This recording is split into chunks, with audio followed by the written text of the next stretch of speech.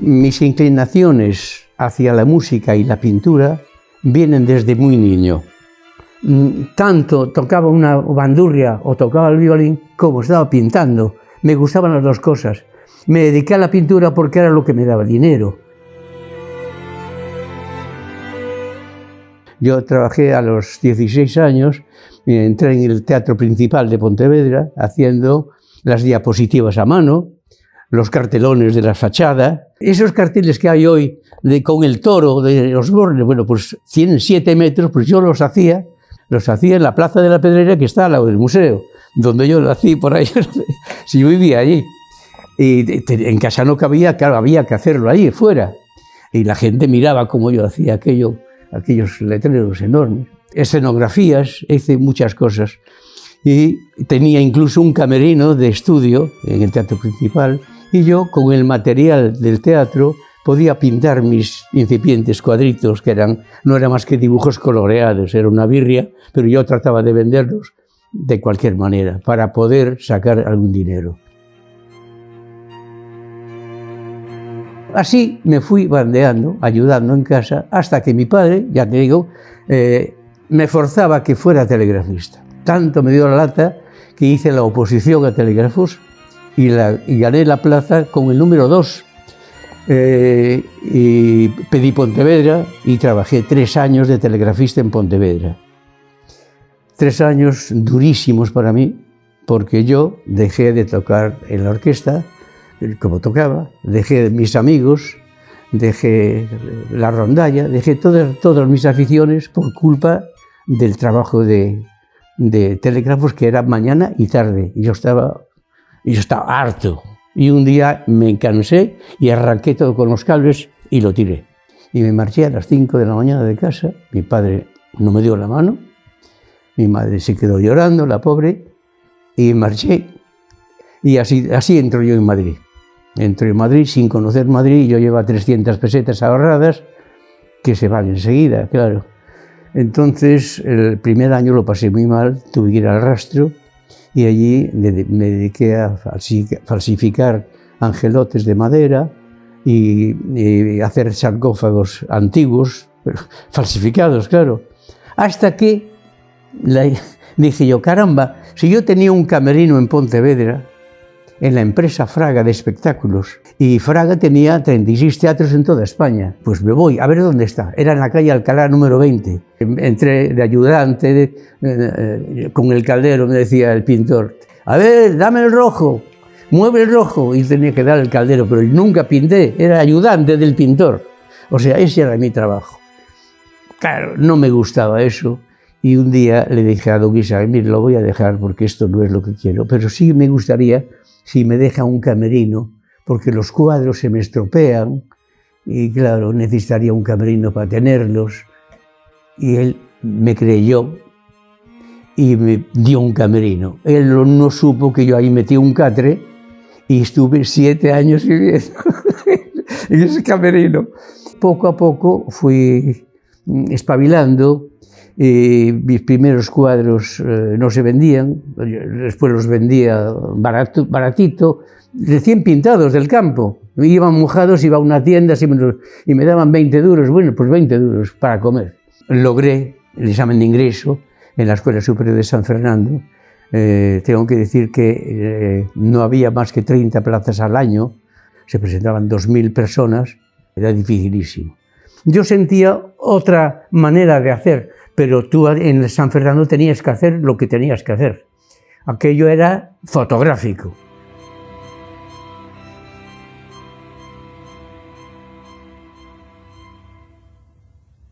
Logré terminar con las máximas calificaciones y con el premio ese que tuve me fui haciendo autostop hasta Holanda. Yo sabía que allí estaban los expresionistas alemanes y belgas, que son los que me interesaban.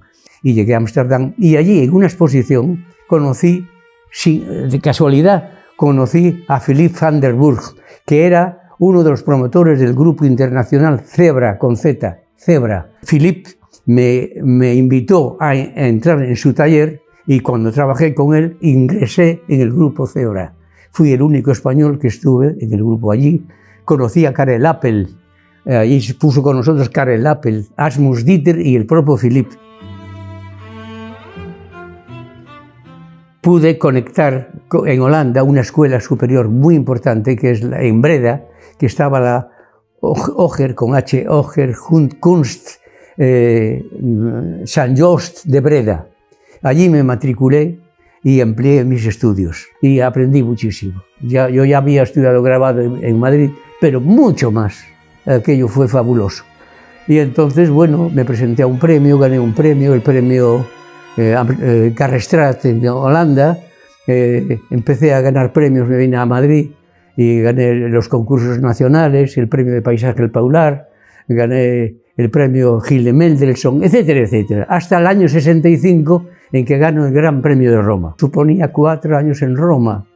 Allí lo más importante no es tener el estudio maravilloso que tenía, pero lo mejor de todo fue conocer los premios Roma de casi todo el mundo y conocer a personajes de una talla como Renato Guttuso, o Giorgio De Chirico, o Bruno Saetti, o Fellini, o Totò, en fin, Alfredo Montori, etcétera, etcétera, una serie de personajes de una talla impresionante. Entonces, eso para mí fue importantísimo. Y allí conocí a Rafael Moneo, el arquitecto español, también estaba en Roma. O sea, el codearse con esa gente enriquece mucho. Los estudios que has visitado, todo eso fue fabuloso. Y allí tuve mucha suerte porque me presenté al concurso para hacer un mural en Tierra Santa, en Israel, en Nazaret de Galilea. Lo gané y eran 162 metros cuadrados. Es la Basílica de la Anunciación y es toda la Capilla del Santísimo. Yo después me trasladé a Madrid y yo me hice muy amigo de un pintor abstracto que se llamaba Pedro González. Íbamos al Teide a coger arenas calcinadas y las cocíamos varias veces porque al cocerlas cambian de color y entonces podíamos hacer gamas nuevas, gamas de color, con arenas. Entonces me metí en el mundo de la abstracción y yo me encontraba a gusto haciendo esas cosas, pero noté que no me emocionaba. A mí no me emocionaba, porque para mí la abstracción resultaba un juego ilustrativo. Verás, somos humanos y el ser humano necesita la tensión, la comunicación con el ser humano. La vida propia nos da una tensión para hacer. Yo necesito deshacer para volver a hacer, a rehacerlo. Y eso me obliga a volver otra vez a la figuración. Yo fui luché muchísimo para que viniera a la Facultad de Bellas Artes a Galicia. Como soy de aquí, claro, yo venía periódicamente, me daba pena que no hubiera en Galicia una Facultad de Bellas Artes. Pero yo desde allí, escribí en el periódico muchas veces. Yo fui el creador de la Bienal, de las Bienales de Pontevedra, lo hice yo también. Mentalicé a los políticos que ¿por qué no se hace una Bienal? Mi sorpresa es que me entero que va a hacer una facultad en Galicia. Siempre tuve la obsesión, no de la música, sino de los sonidos. La pintura está en el espacio y la música está en el tiempo. Pero está también la sinestesia humana. Entonces, por medio de la sinestesia, tú puedes recordar, yo soy sinestésico, y yo cuando estoy pintando una cosa, estoy recordando una música al mismo tiempo. Y entonces por ahí me muevo yo, el mundo de la armonía, porque la música tiene armonía. Y si un cuadro no tiene armonía, ni tiene el ritmo que tiene la música, no sirve el cuadro, para mí no sirve. Mi trabajo en la actualidad se puede encontrar dos vertientes desde hace unos años atrás, dos vertientes muy claras. De una es una expresión social y por la otra una expresión simbólica, con algunos retazos surrealistas. Yo sigo caminando todavía hacia la abstracción, porque he tenido un academicismo demasiado puro, o sea, demasiado fuerte, y el desligamiento el divorcio de todo eso lleva años, muchos años.